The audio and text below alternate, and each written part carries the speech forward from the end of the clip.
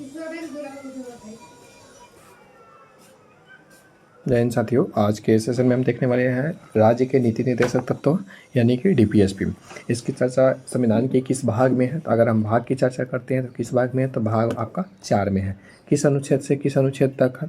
किस अनुच्छेद से किस अनुच्छेद तक है? तो अनुच्छेद 36 से 51 तक डीपीएसपी की चर्चा है। इसके पहले हमने ऑलरेडी मौलिक अधिकार को समाप्त कर चुके हैं। उसको हम किस भाग में देखे थे? तो मौलिक अधिकार हमारा भाग 3 में था, ठीक है।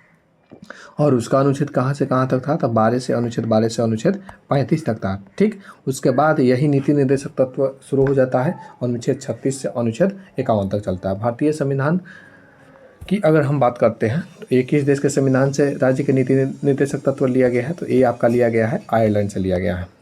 किस देश से लिया गया है? तो ये आपका आयरलैंड से लिया गया है, ठीक। उसके बाद अगर हम बात करते हैं कि ये आपका एक तो लिया गया है आयरलैंड से लिया गया है, ठीक है, एक आयरलैंड से लिया गया। उसके बाद बात करते हैं किसी भी कानून को संवैधानिक मूल्य की जांच करने के लिए ज़रूरी होता है। इसके संबंध में बहुत सारे विद्वान ने अलग अलग तथ्य दिए, अलग अलग स्टेटमेंट दिए। थोड़ा एक नज़र उस पर भी डालेंगे। ये क्या पता एग्जामिनर आपसे क्या पूछ ले, तो आपकी तैयारी इतनी मजबूत ढंग से होना चाहिए कि कुछ भी पूछे आप जवाब देने में सक्षम हो। भीमराव अम्बेडकर इसको क्या कहते हैं कि संविधान की ये नवीन विशेषता है। क्या है? तो संविधान की यह नवीन विशेषता है। ये कथन कौन कहते हैं? तो भीमराव अम्बेडकर कहते हैं। अच्छा, इनका जन्म कब होता है? 14 अप्रैल 1891 में महू मध्य प्रदेश में होता है। इस बात को भी ध्यान रखिएगा। और 14 अप्रैल को कौन सा दिवस के रूप में मनाया जाता है, ये कमेंट करके बताइएगा, ठीक। उसके बाद बात करते हैं ग्रैनविले ऑस्टिन की, ठीक है। ग्रैनविल ऑस्टिन की अगर हम बात करते हैं, इनको क्या कहा जाता है? ग्रैनविल ऑस्टिन ने डीपीएसपी को यानी नीति निर्देशक तत्वों को संविधान की अंतरात्मा कहा था। संविधान की अंतरात्मा कहा था कौन? तो आपका संविधान के अंतरात्मा कहने वाले ग्रैनविल ऑस्टिन थे। उसके बाद प्रोफेसर केटी शाह क्या कहते हैं कि डीपीएसपी जो है ना, बैंक पर चेक की तरह है, जो बैंक की सहमति पर देता है। डीपीएसपी बैंक की चेक की तरह। ये कौन कहते हैं? केटी शाह। केटी शाह कहते हैं कि डीपीएसपी जो है ना, बैंक की चेक की तरह है, जो बैंक की सहमति पर ही दे होता है, ठीक। अनुच्छेद 36 में क्या है? तो अनुच्छेद 36 में क्या है? तो आपका राज्य का अर्थ भाग 3 के समान है। यानी जो हम राज्य की परिभाषा पढ़े थे भाग 3 के अनुच्छेद 12 में जो था, भाग 3 के अनुच्छेद जो 12 में था, अगर हम अनुच्छेद 12 की चर्चा करते हैं, अनुच्छेद 12 में क्या था? तो राज्य की परिभाषा था। क्या था? तो राज्य की परिभाषा था। ठीक उसी प्रकार राज्य की परिभाषा 36 में भी दिया गया है। अनुच्छेद 12 और अनुच्छेद 36 का संबंध सेम ही टू सेम है, राज्य का आता है। यहाँ पर राज्य का अर्थ का मतलब क्या होता है? आपका केंद्र होता है, केंद्र का जो संसद होता है, प्लस राज्य का विधानमंडल होता है, राज्य का विधानमंडल होता है, और स्थानीय शासन होता है। विधानमंडल हो गया और स्थानीय शासन हो गया। केवल राज्य का मतलब राज्य नहीं होता, बल्कि ये सारा चीज़ें कंबाइन होता है। जितना गवर्नमेंट के जितने भी अंग होते हैं, जितने स्तर के अंग होते हैं, सारा के सारा उसमें राज्य की परिभाषा में शामिल होता है, ठीक है। स्थानीय स्वशासन की बात करते हैं, ठीक है, ये भी इसमें राज्य में शामिल होता है, ठीक। तो ये तो हो गया भाग 36 में। भाग 36 में क्या हो गया? तो भाग 36 में ये हो गया कि भाग 36 में राज्य की परिभाषा है। अगर हम अनुच्छेद और भाग 36 बोल रहे हैं, अनुच्छेद 36 की बात करते हैं।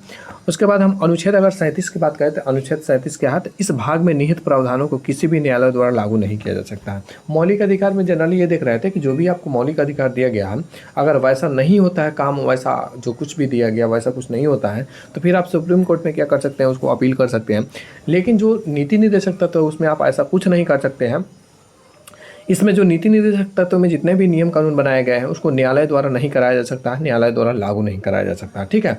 ये फैसिलिटी तब दिया जाता है जब राज्य के पास संसाधन उपलब्ध हो जाता है। जब राज्य की पास संसाधन उपलब्ध हो जाता है, वो अपने सुविधा अनुसार दे सकता है अथवा नहीं दे सकता है।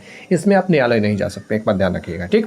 तो अनुच्छेद 36 में सबसे पहले राज्य की परिभाषा दे दिया गया। अनुच्छेद 37 में क्या किया गया? कहा गया कि भैया ये गैर न्याय संगत है। क्या है? तो ये गैर न्याय संगत है।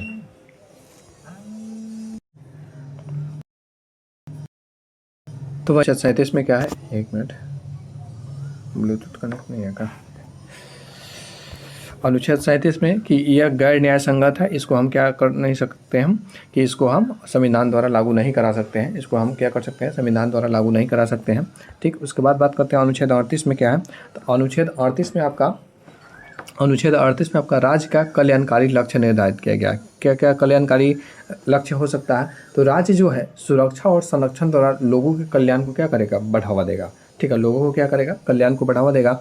राज्य स्थिति, सुविधाओं और अवसरों में असमानताओं को कम करेगा। देखिए इसमें सीधा सा मतलब है कि जिसके पास बहुत ही कम आय है, जिसके पास, देखिए आपके राज्य में बहुत सारे लोग होते हैं, बहुत सारे लोग होते हैं, तो सभी एक स्तर के तो नहीं होते हैं ना, कुछ धनी होते हैं, कुछ गरीब होते हैं। तो धनी लोगों का इनकम क्या होता है, जो धनी लोग होते हैं उनका आय ज़्यादा होता है, और गरीब लोगों का आय क्या होता है, गरीब लोगों का आय जो होता है, गरीब लोगों का आय की बात करते हैं तो ये गरीब लोगों का आय कम होता है। तो राज्य क्या करेगा कि जिनका आय कम है उसको बढ़ाने का प्रयास करेगा, ठीक है, उसको बढ़ाने का प्रयास करेगा। जो सुविधा होता है, सुविधा और अवसर में जो असमानता होती है, सुविधा और अवसर में असमानता कहने का मतलब है कि जो भी धनिक लोग हैं ये कहाँ जाएंगे, मतलब इलाज वगैरह कराने के लिए प्राइवेट हॉस्पिटल को प्रेफर करेंगे। अपने बच्चों को शिक्षा कहाँ देंगे, प्राइवेट स्कूल में देंगे, ठीक है। शिक्षा हो गया, स्वास्थ्य हो गया, ये सभी के सभी क्या करेंगे, जो भी अमीर लोग हैं वो प्राइवेट को ज़्यादा प्रेफर करते हैं। तो इस असमानता को कम किया जा सके इसके लिए वो क्या करते हैं कि बढ़िया से सरकारी हॉस्पिटल में ही क्या करते हैं, बढ़िया व्यवस्था का प्रावधान कर दें, बढ़िया दवाई उपलब्ध करा दें, ठीक है, स्कूल की स्थिति को सही करा दे, योग्य शिक्षक की नियुक्ति कर दे। तो इससे क्या होगा, समाज में असमानता की कमी हो जाएगा। और इन सभी बातों का उल्लेख किस अनुच्छेद में है, तो अनुच्छेद 38 में है, ठीक। उसके बाद अगर हम बात करते हैं कि अनुच्छेद 39 में क्या है, अनुच्छेद 39 से बहुत ही इंपॉर्टेंट हो जाता है, इसको ध्यान से देखिएगा। अनुच्छेद 39 ये बताता है कि नीति के विशेष सिद्धांत क्या हो सकता है। इसमें बहुत सारे चीज़ें जोड़ा गया है आपके संशोधन के द्वारा। आजीविका के पर्याप्त साधन का अधिकार है आपको। 39 के ए में क्या है, तो आजीविका के पर्याप्त साधन का अधिकार है, मतलब जीवन यापन करने के लिए जो भी साधन की ज़रूरत है उसका अधिकार प्राप्त है 39 के ए के तहत। 39 के बी में क्या है, तो 39 के बी में है समुदाय के भौतिक संसाधनों के आम भलाई के लिए सर्वोत्तम तरीके से क्या किया जाए, उसको वितरित किया जाए, यानी कि बांट दिया जाए। 39 के सी में क्या है, तो आर्थिक व्यवस्था के संचालन से धन का संकेंद्रण नहीं होता है। आर्थिक व्यवस्था के संचालन से धन का जो संकेंद्रण है वो नहीं होता है। और 39 के डी में क्या है, पुरुषों और महिला दोनों के लिए समान काम के लिए समान वेतन। ये बहुत बहुत बहुत ज़्यादा इंपॉर्टेंट है, इस बात को ध्यान रखिएगा।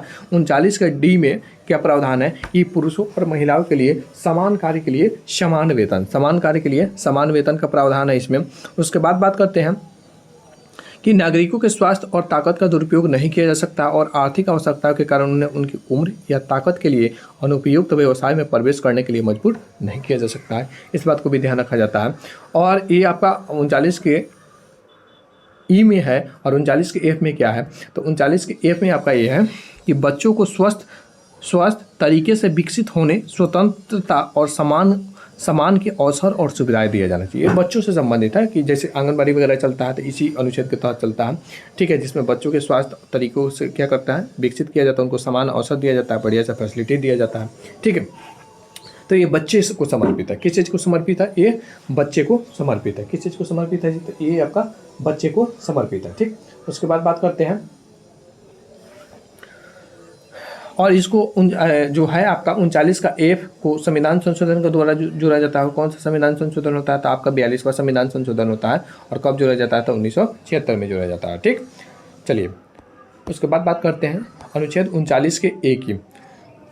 अनुच्छेद 39 के ए ऑलरेडी देखे हैं, लेकिन इसको भी थोड़ा ज़्यादा इंपॉर्टेंट हो जाता है। इसमें क्या किया जाता है कि राज्य के गरीबों को न्याय सुनिश्चित करने, अवसर सुनिश्चित करने के लिए उपयुक्त कानून योजनाओं के माध्यम से मुफ्त कानूनी सहायता प्रदान किया जाता है। इसमें ये आपके कई बार एग्जाम में पूछा हुआ है कि मुफ्त कानूनी जो सहायता प्रदान किया जाता है किसके तहत किया जाता है, तो 39 के ए के तहत प्राप्त किया जाता है, ध्यान रखिएगा। और 39 के डी में क्या पढ़े हैं, 39 के डी में हम पढ़े हैं समान कार्य के लिए समान वेतन। क्या समान कार्य के लिए हम समान वेतन पढ़े हैं 39 के डी में। और 39 के ए में क्या है, 39 के ए की अगर हम बात करते हैं तो 39 के ए में है मुफ्त कानून। क्या है, 39 के ए की बात करते हैं तो मुफ्त कानून सहायता प्रदान करना, ये आपका 39 के ए में है, ठीक है। मुफ्त कानून सहायता प्रदान करना उन लोगों को जो कि क्या है, जो कि गरीब है, और उनको क्या हो सके कि उनको न्याय मिल सके, जो लोग गरीब हैं, जो कि बढ़िया वकील को रख नहीं सकते हैं, ठीक है, तो उनको मुफ्त कानूनी सहायता प्रदान किया जाता है, ठीक है, ताकि उनको सही से न्याय मिल सके। अनुच्छेद 40 की बात करते हैं तो अनुच्छेद 40 किससे संबंधित है, तो ये आपका राज्य ग्राम पंचायत की व्यवस्था करेगा, यानी ग्राम पंचायत की स्थापना से संबंधित है। किससे संबंधित है जी, तो ये आपका ग्राम पंचायत की स्थापना से संबंधित है। और केवल स्थापना नहीं करती है बल्कि उसको क्या करती है कि कुछ अधिकार, कुछ शक्तियाँ भी देने का काम करती है। कौन? अनुच्छेद 40 के तहत ग्राम पंचायत की स्थापना किया जाता है, प्लस उसको कुछ ऐसा शक्तियाँ दिया जाता है जिससे क्या हो सके कि ग्रामीण स्तर का विकास सही ढंग से हो सके। चलिए अब आगे बढ़ते हैं। अगला है हमारा अनुच्छेद 41। अनुच्छेद 41 की अगर हम बात करते हैं, अनुच्छेद 41 की बात करते हैं तो अनुच्छेद 41 में आपका काम का अधिकार है। किस चीज़ का अधिकार है जी? तो काम का अधिकार है कि आपको काम का अधिकार है। आप राज्य से काम ले सकते हैं, लेकिन आप इसके लिए न्यायालय में नहीं जा सकते। हम तो बेरोजगार ठहरे जी, हमें सरकार कामें नहीं दे रही है। काम का अधिकार है, लेकिन यह आपका डीपीएसपी है, नीति निर्देशक तत्व है। जब सरकार के पास उतना सुविधा हो जाएगी, उतना संसाधन हो जाएगी, तब वो आपके काम के अधिकार की जो मांग है उसको पूर्ति कर सकता है। ठीक है, ये राज्य के ऊपर डिपेंड करता है। तो काम का अधिकार किस अनुच्छेद के तहत है? तो अनुच्छेद आपका 41 के तहत है। किस अनुच्छेद के तहत है? तो अनुच्छेद 41 के तहत है आपका। और यह 2025 के एग्जाम में पूछा भी हुआ है। आपके एसएससी का एग्जाम जो 2025 में हुआ था, ये आपका पूछा भी हुआ है। क्या पूछा हुआ था कि भारतीय संविधान का कौन सा अनुच्छेद राज्य को विशिष्ट परिस्थितियों में काम, शिक्षा और सार्वजनिक सहायता के अधिकार को सुनिश्चित करता है।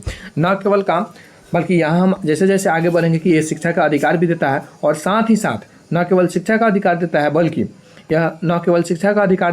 यह सार्वजनिक सहायता का अधिकार, जैसे बेरोजगारी, बुढ़ापा, बीमारी और विकलांगता के मामले में जो सहायता राशि मिलता है उसको भी यह सुनिश्चित करने का काम करता है। कौन? तो अनुच्छेद 41 आपका। ये तो काम का अधिकार देता है, शिक्षा का अधिकार देता है और सार्वजनिक सहायता का अधिकार देता है। जैसे बुढ़ापा का, जो बूढ़े लोग होते हैं उनको बूढ़ा पेंशन मिलता है, जो बेरोजगार होते हैं उनको बेरोजगारी भत्ता मिलता है, जैसे 1000 का महीना बिहार में चलता है। और जैसे जो विकलांग लोग होते हैं उनको भी कुछ सहायता, अनुदान राशि प्रदान की जाती है। ये सारा के सारा किस अनुच्छेद के तहत किया जाता है? ये सारा का सारा आपका अनुच्छेद 41 के तहत किया जाता है। और यही प्रश्न 2025 के एग्जाम में भी पूछ लिया गया है, इसलिए बहुत ज़्यादा इंपॉर्टेंट हो जाता है, इस बात को ध्यान रखिएगा। उसके बाद बात करते हैं कि अनुच्छेद 42 का संबंध किससे है। तो अनुच्छेद अगर हम 42 की बात करते हैं, किसकी? अगर हम अनुच्छेद 42 की बात करें तो अनुच्छेद 42 जो है आपका, अनुच्छेद जो 42 है, राज्य काम की मानवीय स्थिति को सुनिश्चित करने के लिए मातृत्व राहत के लिए प्रावधान करेगा।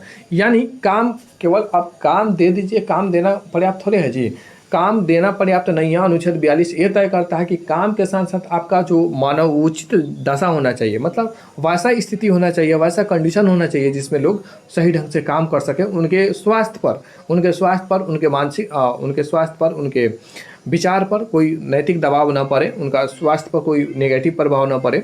इसके लिए वे क्या करते हैं? राज्य के काम की मानवीय स्थिति को सुनिश्चित करते हैं। और बहुत ऐसे भी काम करते हैं, जैसे मातृत्व राहत के लिए भी वो प्रावधान करेगा। ठीक है, मातृत्व राहत के लिए भी क्या करेगा? तो वो आपका प्रावधान करने का ये काम करते हैं। कौन? तो आपका अनुच्छेद 42। और ये भी प्रश्न आपके एक दूसरा शिफ्ट में पूछा गया, शिफ्ट 3 में, जो कि 5 फरवरी को एग्जाम हुआ था 2025 में। शिफ्ट 3 में यह पूछ लिया गया है कि भारतीय संविधान का कौन सा अनुच्छेद काम की न्याय संगत और मानवोचित दशा की सिद्धांत को रेखांकित करती है। यानी काम की न्याय संगत और मानव उचित दशा होना चाहिए। क्या?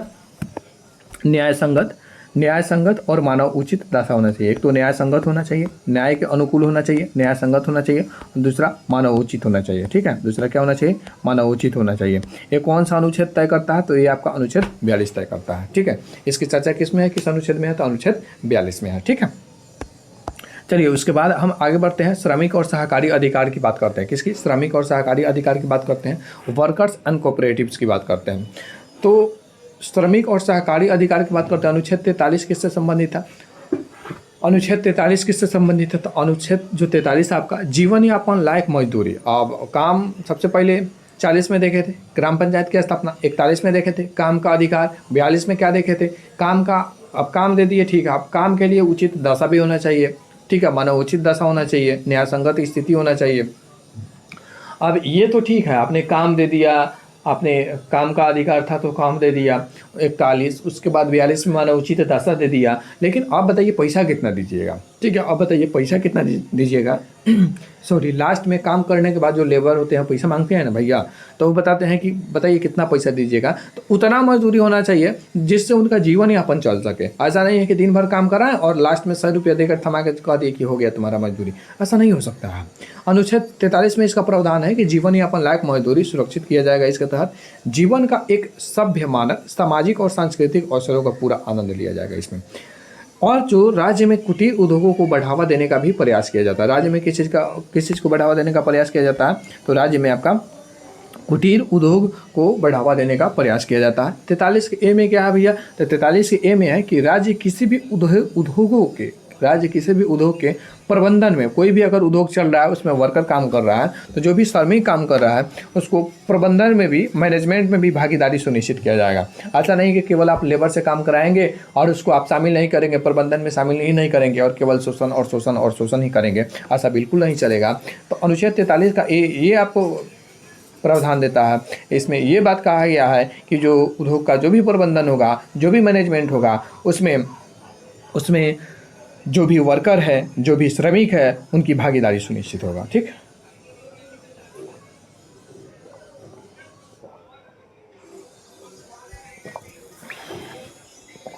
और इसको 42वां संविधान संशोधन 1976 में जोड़ा जाता है। उसके बाद 43 की बी की बात करते हैं। तो 43 का जो बी है, राज्य सहकारी समितियों के स्वैच्छिक गठन, क्या राज्य सहकारी समितियों के स्वैच्छिक गठन, स्वायत्त कामकाज और पेशेवर प्रबंधन को बढ़ावा देता है। पेशेवर प्रबंधन को क्या करता है? ये आपका सहकारी समिति है, कोऑपरेटिव जो सोसाइटी होता है, ध्यान रखिएगा, ये आपका 43 का भी किससे संबंधित है? सहकारी समिति से संबंधित है। किससे संबंधित है? तो कोऑपरेटिव सोसाइटी होता है, कोऑपरेटिव जो सोसाइटी होता है उससे संबंधित है आपका, 43 का भी। राज्य के सहकारी समितियों के स्वैच्छिक गठन, और आपका जो सहकारी समिति है उसका गठन हो, स्वायत्त कामकाज, मतलब उनको कामकाज करने में स्वतंत्रता दिया जाए, और पेशेवर प्रबंधन को भी ये क्या करता है? बढ़ावा दिया जाता है। और इसको किस संविधान संशोधन के द्वारा जोड़ा जाता है? तो इसको 57वां संविधान संशोधन के द्वारा 2011 में जोड़ा जाता है। 57वां संविधान संशोधन 2011 के द्वारा जोड़ा जाता है। उसके बाद अनुच्छेद 40 की बात करते हैं। अनुच्छेद 40 में क्या है? तो अनुच्छेद 40 आपका समान नागरिक संहिता की बात करता है। किस चीज़ की बात करता है जी?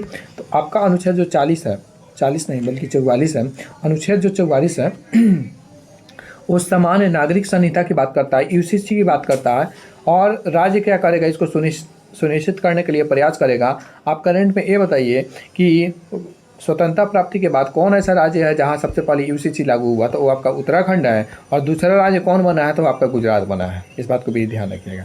दूसरा राज्य कौन बना है? तो आपका गुजरात बना है। दूसरा राज्य कौन बना है? तो गुजरात बना है। और सबसे पहले स्वतंत्रता पूर्व की बात करते हैं, समान नागरिक संहिता लागू करने वाला राज्य कौन है? तो आपका गोवा है। इस बात को भी क्या कीजिएगा? इस बात को भी ध्यान रखिएगा। सबसे पहले स्वतंत्रता प्राप्ति के पूर्व से ही इसमें समान नागरिक संहिता लागू है।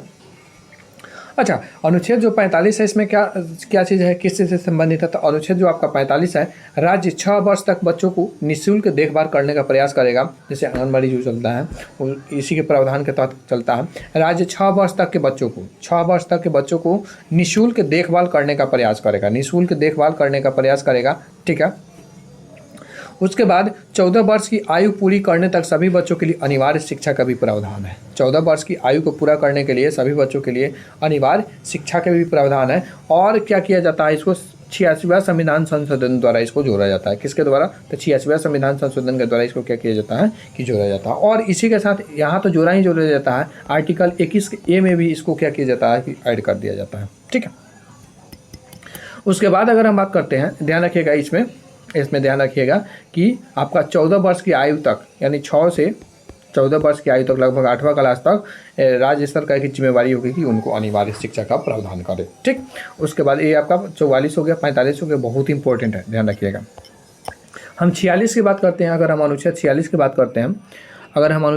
की बात करते हैं, तो इसमें किस चीज़ का प्रावधान है? तो इसमें है आपका राज्य अनुसूचित जाति यानी SC ST, अनुसूचित जनजाति और समाज के अन्य जो कमजोर वर्ग हैं उनको शैक्षिक यानी शिक्षा से संबंधित और आर्थिक हितों पर विशेष ध्यान देगी। क्या? एक तो शैक्षिक और आर्थिक हितों पर विशेष ध्यान देगी। क्या करेगी? विशेष ध्यान देगी। जो आर्टिकल 46 है किससे संबंधित है? तो आपका SC और ST और समाज के अन्य कमजोर वर्गों के लिए समर्पित है, जिनको शैक्षिक स्तर को ऊंचा उठाने की जिम्मेवारी और आर्थिक रूप से मजबूत बनाने की जिम्मेवारी ये राज्य सरकार के ऊपर होती है। ठीक। उसके बाद हम बात करते हैं अनुच्छेद 47 किससे संबंधित है। अनुच्छेद 47 का जो संबंध है, राज्य के पोषण की स्तर और जीवन स्तर को ऊपर उठाने पर ध्यान देगा। क्या करेगा कि भैया जो राज्य का पोषण के स्तर है, राज्य के लोगों को अगर सही ढंग से भोजन उपलब्ध नहीं हो पा रहा है, ठीक है, उसमें पोषक तत्व की बहुत कमी है, तो उसके लिए उसको पूरा करने के लिए राज्य सरकार कदम उठाएगी। राज्य पोषण के स्तर और जीवन स्तर को ऊपर उठाने पर क्या करेगी, तो ध्यान देगी। उसके बाद बात करते हैं, राज्य औषधीय प्रयोजन को छोड़कर नशीली पेय और दवाओं के सेवन पर क्या करेगा, प्रतिबंध लगाएगा। जो आपका शराबबंदी आता है इसी के तहत आता है। क्या, जो आपका शराबबंदी होता है ये आपका 47 के तहत ही होता है, आर्टिकल 47 के तहत ही होता है कि राज्य औषधीय प्रयोजन को छोड़कर, ठीक है, औषधीय मतलब अगर इसका उपयोग अल्कोहल का उपयोग अगर दवा में होता है, यानी जैसे सिरप होता है, सिरप में कुछ मात्रा अल्कोहल होता है तो उसमें कर सकता है व्यक्ति, मतलब वो दवा बना सकता है। राज्य औषधीय प्रयोजन को छोड़कर नशीली पेय, जो नशीला पेय है जैसे शराब हो गया, गांजा हो गया, चरस हो गया, ये सब, और दवाओं के सेवन पर प्रतिबंध लगाएगा। नशीले पेय हो गया, चाहे कोई ऐसा दवा है जिसे नशा लगता है, उसको क्या करेगा, उस पर बैन लगा देगा, उसको प्रतिबंधित कर देगा, लेकिन दवा को छोड़कर। इस बात को भी ध्यान रखिएगा, ठीक है। अभी मत कहिएगा कि सर जो पीते हैं वो भी दवा ही होता है, तो जो शराब पीते हैं वो दवा नहीं होता, वो मन का नौटंकी होता है। अनुच्छेद 48 की बात कर रहे हैं, तो अगर अनुच्छेद 48 की बात करें, बहुत ज़्यादा इंपॉर्टेंट है, ध्यान रखिएगा। इसमें कृषि और पशुपालन की बात किया गया है। किस चीज़ की, तो एक तो कृषि और दूसरा आपका पशुपालन की बात किया गया है। इसमें कृषि और पशुपालन की बात किया गया है। राज्य कृषि और पशुपालन को आधुनिक और वैज्ञानिक आधार पर व्यवस्थित करेगा। बस ध्यान रखिएगा, कृषि और पशुपालन से संबंधित है कौन सा आर्टिकल, 48, अनुच्छेद 48, ठीक। उसके बाद 48 का एक किससे संबंधित है, इसको भी संविधान संशोधन द्वारा जोड़ा जाता है। 42वां संविधान संशोधन 1976 द्वारा जोड़ा जाता है। राज्य पर्यावरण की रक्षा और सुधार करेगा। क्या करेगा, राज्य जो है पर्यावरण की रक्षा और सुधार करेगा तथा देश के वनों और वन्य जीवों की सुरक्षा करेगा। सबसे पहले किसकी भैया, तो पर्यावरण की रक्षा करेगा। पर्यावरण की रक्षा करने के साथ साथ पर्यावरण की रक्षा और सुधार करेगा तथा देश के जो वन है, एक तो पर्यावरण हो गया आपका, दूसरा वन हो गया, और वन में निवास करने वाले जो वन्य जीव है, वन में जो निवास करने वाले वन्य जो जीव है, उनको ये क्या करेगा, रक्षा प्रदान करने का काम करेगा। कौन भैया, तो ये राज्य सरकार हो गया। एक तो वन, दूसरा वन्य जीव की रक्षा करेगा, उसके साथ ही साथ पर्यावरण की रक्षा करेगा। जैसे आप देखते हुए सरकारी योजना के तहत बहुत सारे पेड़ पौधे लगाए जाते हैं। क्या है, एक प्रकार के पर्यावरण की तो रक्षा ही तो है। चलिए, और इसको किस संविधान संशोधन के द्वारा जोड़ा जाता है, तो 42वां संविधान संशोधन 1976 के द्वारा जोड़ा जाता है। और 42वां संविधान संशोधन को मिनी कॉन्स्टिट्यूशन अमेंडमेंट के नाम से भी जाना जाता है, लघु संविधान संशोधन, ठीक, क्योंकि इसमें बहुत सारा चीज़ें सुधार किया गया। और किसके समय में ये सुधार किया जाता है, तो ये इंदिरा गांधी के समय में सुधार किया जाता है, ठीक। उसके बाद अनुच्छेद 49 की बात करते हैं, जो कि आपका 2025 का जो एग्जाम हुआ था, इसमें पूछा हुआ प्रश्न है। अगर हम अनुच्छेद 49 की बात करते हैं, तो अनुच्छेद 49 की अगर हम बात करें, तो अनुच्छेद जो 49 है आपका, राज्य की कलात्मक और ऐतिहासिक रुचि के प्रत्येक जो स्मारक होता है, ठीक है, और अन्य वस्तु की क्या करेगा, ये रक्षा करेगा। किसकी रक्षा करेगा भैया, तब ये स्मारक वगैरह की जो राष्ट्रीय या फिर अंतर्राष्ट्रीय स्तर के है या फिर ऐतिहासिक रूप से है, उसको क्या करेगा, ये रक्षा करने का काम करेगा। किस चीज़ का काम करेगा, तो ये आपका रक्षा करने का काम करेगा, ठीक है। उसके बाद बात करते हैं, किसकी बात करते हैं, अनुच्छेद 50 की बात करते हैं। उसके बाद हम किसकी बात करते हैं, अनुच्छेद 50 की बात करते हैं। तो 50 आपका किससे संबंधित है, तो कार्यपालिका और न्यायपालिका के पृथक्करण से संबंधित है, यानी अलग रहेगा। कार्यपालिका का काम अलग रहेगा और न्यायपालिका का काम अलग रहेगा, कोई एक दूसरे के काम में हस्तक्षेप नहीं करेगा, ठीक है। उसके बाद अनुच्छेद 51 की बात करते हैं। अनुच्छेद 51 किससे संबंधित है, तो इंटरनेशनल पीस से संबंधित है, अंतर्राष्ट्रीय शांति से संबंधित है। 51 रुपये का प्रसाद चढ़ाना है, और उसके बाद अंतर्राष्ट्रीय शांति और सुरक्षा को बढ़ावा देना है, ठीक है। अंतर्राष्ट्रीय शांति और सुरक्षा का बढ़ावा देना है, कबूतर उड़ाना है, राष्ट्र के बीच सम्मानजनक संबंध बनाए रखना है। राष्ट्र के बीच क्या करना है, सम्मानजनक संबंध बनाए रखना है, ठीक। उसके बाद इसमें टोटल कितने अमेंडमेंट होते हैं, ठीक है। इसमें अच्छा, अमेंडमेंट के द्वारा टोटल कितने चीज़ों को जोड़ा जाता है, तो अगर हम अमेंडमेंट की बात करते हैं, ठीक है, कि 42वां संविधान संशोधन 1976 के द्वारा कितने चीज़ों को जोड़ा जाता है, तो केवल 1976 के द्वारा ये आपका 4 संविधान संशोधन के द्वारा जोड़ा जाता है। और ये आपके एग्जाम में पूछा हुआ प्रश्न है, जो 25 फरवरी 2025 को एग्जाम हुआ था, शिफ्ट 2 में यह प्रश्न पूछा गया है कि 42वां संविधान संशोधन द्वारा कितने राज्य के नीति निर्देशक तत्वों में संशोधन के द्वारा जुड़े गए हैं, तो इसका आंसर क्या होगा, तो इसका आंसर 4 होगा। थोड़ा सा डीप में पूछा हुआ है, लेकिन इसीलिए तो उन सभी बातों को ध्यान में रखा हम थोड़ा सा डीप में गए हैं, ठीक है, कि बाद में पछतावा ना हो, काश पढ़ लिए रहते हैं, ठीक है। तो 4 यहाँ से जुड़ा जाता है, 5, 6, 7 टोटल जोड़ा कितना जाता है, नीति निर्देशक तत्व में संशोधन अब तक कितना हुआ है, तो टोटल 7 संशोधन हो चुका है। 42वां के तहत 4 को जोड़ा जाता है। उसके बाद 44वां संविधान संशोधन 1978 में होता है, जिसमें जिसमें 44वां संविधान संशोधन 1978 में होता है। इसमें आय की स्थिति में असमानताओं को कम करने का प्रयास किया जाता है। 86वां संविधान संशोधन जो होता है, जिसमें आर्टिकल 45 में संशोधन किया जाता है और 6 वर्ष तक के बच्चों की देखभाल या अनिवार्य शिक्षा का प्रावधान कर दिया जाता है। 6 वर्ष के बच्चों की देखभाल या अनिवार्य क्या किया जाता है, शिक्षा प्रावधान कर दिया जाता है। और 97वां संविधान संशोधन 2011 में होता है और यह 43 के बी सहकारी समितियों को बढ़ावा देने से संबंधित है। किससे संबंधित है? तो सहकारी समिति को बढ़ावा देने से संबंधित है। ठीक, उसके बाद अगर हम बात करते हैं भाग 4 जो है राज्य का कर्तव्य है और इस प्रकार ये क्या करता है कि सामाजिक, आर्थिक और लोकतंत्र की स्थापना करता है। डीपीएसपी जो है कि न्यायालय में लागू नहीं हो सकते हैं, लेकिन ये देश के शासन के लिए मौलिक अधिकार है और कानून बनाते समय इन सिद्धांतों को लागू करना राज्य का क्या हो जाता है? तो राज्य का कर्तव्य हो जाता है। क्या हो जाता है जी? राज्य का, तो राज्य का कर्तव्य हो जाता है। ठीक, उसके बाद अगर हम बात करते हैं कि आखिर नीति निर्देशक सिद्धांतों का उद्देश्य किस चीज़ को हासिल करना होता है? तो सामाजिक और आर्थिक न्याय को हासिल करना होता है। किस चीज़ को हासिल करना होता है? सामाजिक और आर्थिक न्याय को हासिल करना होता है। उसके बाद अगर हम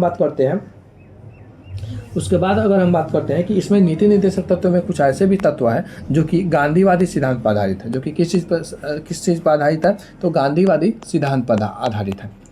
गांधीवादी सिद्धांत पर आधारित है। गांधीवादी सिद्धांत पर आपका क्या है? तो गांधीवादी सिद्धांत पर आपका आधारित है। गांधीवादी सिद्धांत पर आधारित है। कौन कौन भैया? अगर हम गांधीवादी सिद्धांत की अगर हम बात करते हैं, जो अनुच्छेद 43 है, अनुच्छेद जो 40 है, ये सारा का सारा जैसे ग्राम पंचायत की स्थापना करना है, ये आपका गांधीवादी विचारधारा से संबंधित है। किससे संबंधित है? तो गांधीवादी विचारधारा से संबंधित है। ठीक, और विधायिका को कार्यपालिका से अलग करने का चर्चा किस अनुच्छेद में है? विधायिका से कार्यपालिका से अलग करने के सिद्धांत की चर्चा अगर हम बात करते हैं तो किस अनुच्छेद में है? आपको कमेंट करके बताना है। आपको क्या करना है? कमेंट करके बताना है। और 39 का एक किससे संबंधित है? 39 का एक किससे संबंधित है? ये भी आपको कमेंट करना है। ठीक है, आज के सेशन में इतना ही। मिलते हैं अगले पार्ट में और नए टॉपिक के साथ। तब तक पढ़ते रहिए, बढ़ते रहिए, अपना और अपनों का ख्याल रखिए। Thanks for watching this video. Thank you again.